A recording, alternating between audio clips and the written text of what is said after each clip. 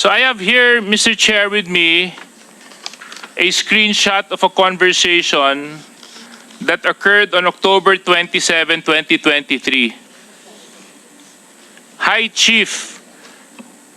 If I may read, Mr. Chair. Sige, go ahead. Please, Congressman Suarez. Hi, Chief. May illegal na pagpasok sa bahay at pagtutok ng baril kaninang 8 a.m. sa Mayaw Parada. Mga nakabonet po.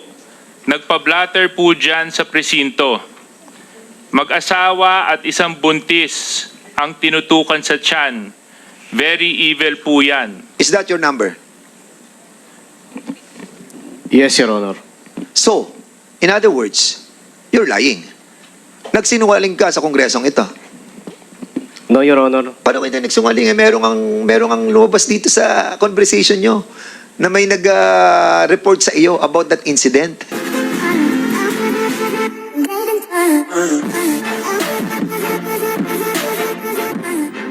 Hi, Chief. May illegal na pagpasok sa bahay at pagtutok ng baril kaninang 8 a.m. sa Mayaw Parada. Mga nakabonet po. Nagpa-blatter po dyan sa presinto. Mag-asawa at isang buntis ang tinutukan sa tiyan. Very evil po yan, sir. The message was sent. PD Monte Lendoñez, can you please dictate to me the phone number of Colonel Ben Valera? Siguro na, Mr. Chair, Mr. Chair, Deputy Speaker, can you kindly give to us, PD, yung number ni Chief of Police Valera? Valera? Can you kindly submit to this committee right now? Your Honor, No. Huwag mo na sabihin, baka kung buong Pilipinas 09 tumawag dyan. No, wait. Wait. Sabihin para... Sulat mo lang muna. Personal yan eh, baka... Yes, so, baka tayo... Baka maakusahan. Baka dumami ang magpapasa load sa kanya pag nalaman yung number niya. So, submit to this chair. Pakibilisan lang at we have to go back to the plenary. Kailangan na namin Sige. bumoto.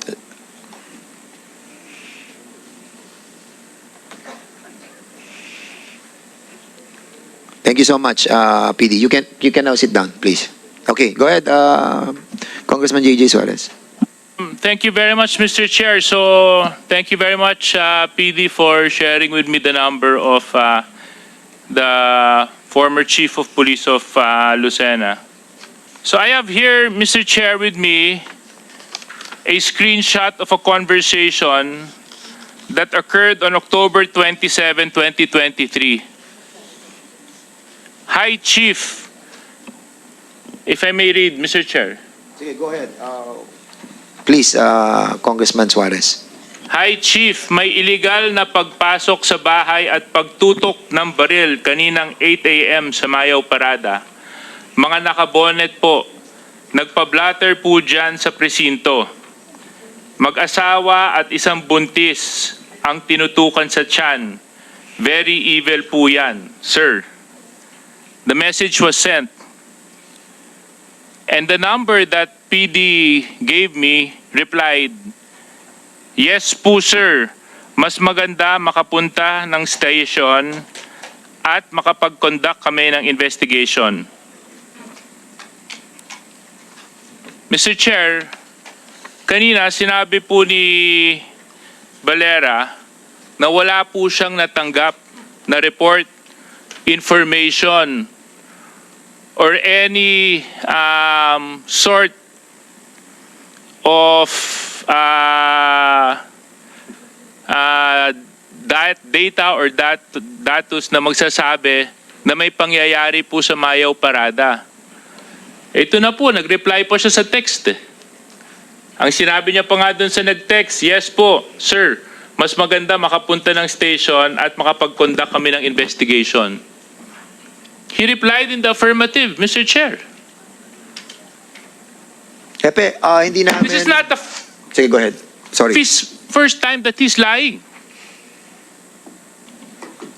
Hepe, is this your number?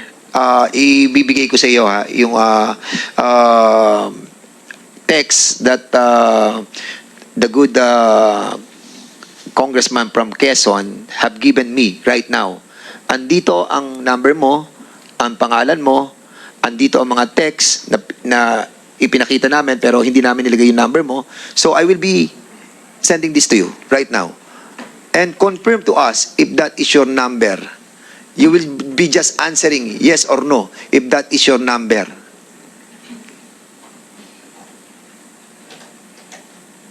Is that your number? Yes, Your Honor.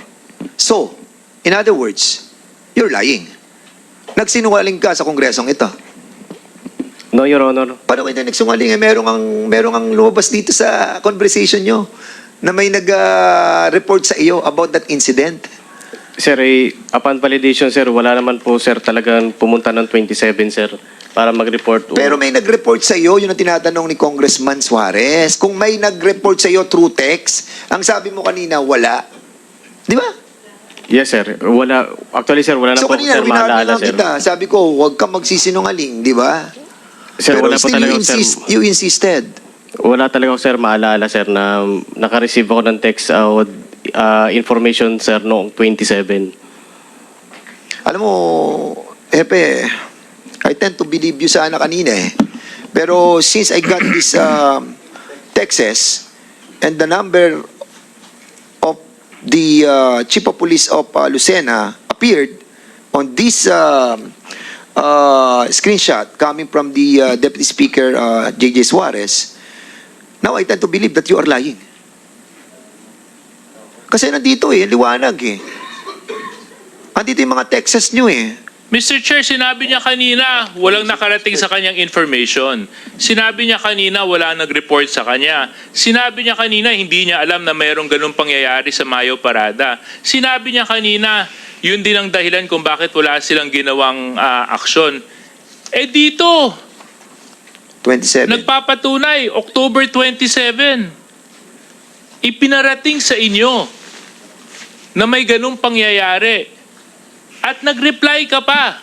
Mas maganda na pumunta ka sa stasyon para makapag-blatter at mag-imbestiga. Para makapag-imbestiga kami. Which ginawa po nila. Which is what they did. Happy, you are hiding something. You are concealing something. Anong tinatago mo dito? Bakit hindi mo siya ni-report? Clearly, dito sa mga text na to, lumalabas na merong insidente na nangyari. Your Honor, hindi po ganyan po, Your Honor, yung pagkaka-report po kasi sa investigator. Hindi nga, text Yes, to sir. nagre-report sa iyo. Tapos pinapupunta mo nga sa iyong opisina para maimbestigahan. Which they did. Pumunta sa iyo. O tapos ngayon wala sa report mo. Sir, wala pa akong knowledge, sir, na mayroong Ano wala po knowledge pumunta. ito nandito sa text mo? Hindi, sir. Pinavalidate ko po yan, sir. It turned out to be, sir, noong 27 po, sir, ay wala po, sir, incident ng 27. Hindi. Paano walang incident?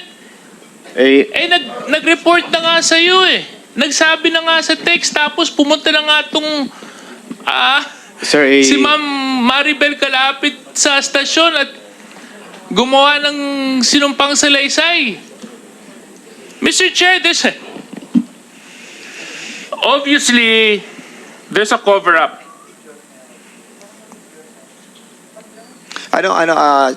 Congressman Suarez, kanina kasi medyo naniniwala ako na hindi mo alam eh. Pero pangalawa na to, meron pa tayong barangay Bara. Meron tayong ngayong barangay Ransohan. Meron pa tayong 4 na barangay na pag-uusapan. Dito pa lamang kanina, nagsabi na kami na sana huwag kayong magsisinungaling because hindi naman po kami nagbibiro dito sa Kongreso because we wanted to find out the truth. Di ba? We don't want to put you in shame talaga. Pinangako namin yan kay Chief PNP. Nag-usap kami dito with the speaker at sinabi namin that as much as possible, ayaw namin itong gawin itong mga gantong klase ng investigasyon. And kahapon sa EJK, ipinagtanggol ko ang organisasyon. Pero sa ganito mga klase, that are certain elements of the organization na will keep on lying and trying to make fun out of this hearing, that we will never allow. Kasi kitang-kita naman dito may nagsumbong sa iyo. Di ba normally pag may nagsumbong, sige pumunta ka dito. So pumunta. O, tapos kinuha mo istorya. O sabihin na natin na kwentong kutsero na niloloko kayo. Di ba it's incumbent upon you to list that on your logbook? Sa logbook nyo, isulat nyo. Pero wala Wala yung 5 kaso na pinag-uusapan na dito. Yung bara lang ang nag-appear. Dito, clearly, meron kayong tinatago. And you wanted to protect someone or somebody na hindi namin alam. Unfortunately, yung pagsisinungaling mo tungkol doon sa pagre-report sa iyo ng someone from them, lumalabas dito na meron talaga. Nakuha mo, Hepe? Yes, Your Honor. Try to reform your answers. Kasi, I don't know. Kasi, the members who are here,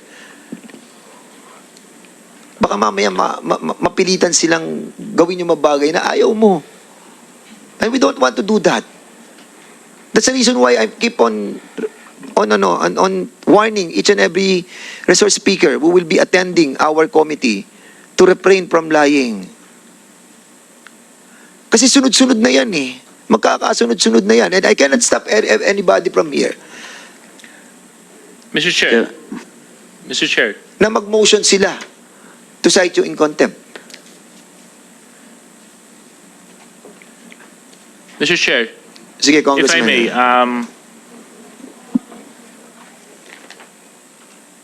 Go ahead, Congressman J.J. Suarez. You have the floor. Hepe, so sa paniniwala mo, hindi ka naman nagsisinungaling, di ba? Yes, Your Honor. Are you ready to sign an affidavit? Yes, Your Honor. That you will allow us to check your text messages on specific times, just so that we can find out kung totoo o hindi. Your Honor, nagpalit na po kasi ako ng cellphone, Your Honor. Tinanong ko lang si PD kanina kung ano yung cellphone number mo. Yun yung binigay ni PD . Nagpalit ba ako, Your Honor, ng cellphone Kaso ko, Your lang, Honor? hindi naman ibig sabihin na nagpalit yung number mo na hindi natin pwedeng hingin yung mga text messages and exchanges on a specific time frame. But I just wanted to get your permission dahil ang position mo naman, hindi ka nagsisinungaling. So therefore, wala naman dapat siguro tayong itago. Your Honor, hindi ko po talaga maalala, Your Honor. So hindi, but ikaw ba ay handang gumawa ng isang affidavit na pinapayagan nyo kami na hingin sa either Smart at Globe kung totoo to? Sir, i-recall ko po muna, sir, yung date na po na yan, sir, kung... PD. Yes, Hepe, sir. eto na. Eto na yung text. Please. Yes, Your Honor. So, Binigay na namin sa iyo. Andito na number mo. Andito ang mga texts mo. Number ko po yan, sir. Yes. Yes, Do you remember these texts that you have with those with this person who texted you? Nare-remind ka na ba? Naalala ko na po, Your Honor. So, merong talaga nangyaring text na ganito. Yes, Your Honor. Okay. Yun lang naman Di ba? So, ibig sabihin, alam ninyo.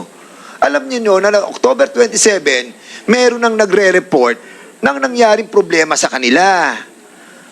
So, wala kang nilagay sa station mo na may nangyaring gantong isdede at hindi mo rin ni-report sa iyong boss kay PD. at saka hindi rin ako naniniwala, Mr. Chair, na hindi ito ni-report ng investigador.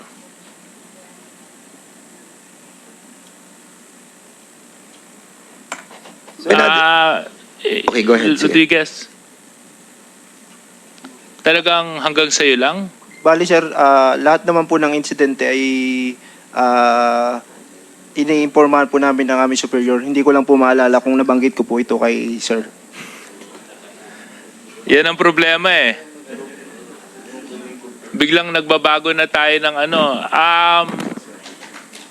RDPD, if you recall, in our second hearing, there was already a point that was stressed that the chronological events were reconstructed just so that we can comply with the hearing.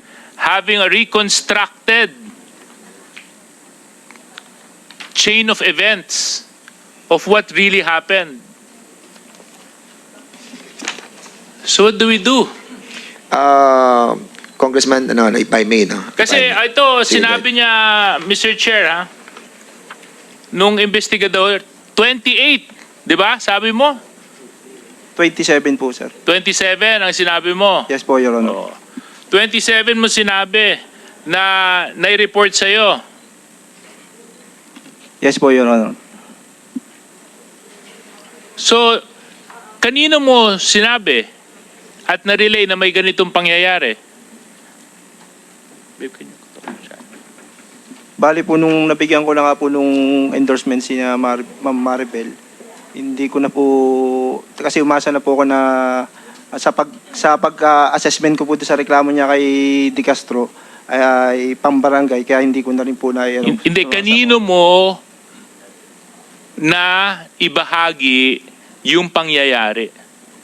Maliban sa'yo, kanino mo pa sinabi? Wala na po, Your Honor.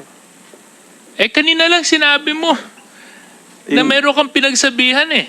Yun po ang, hindi ko po kasi matanda kung nabanggit ko po. Yeah. Pero ako po talaga yung pinakang lang po ng endorsement.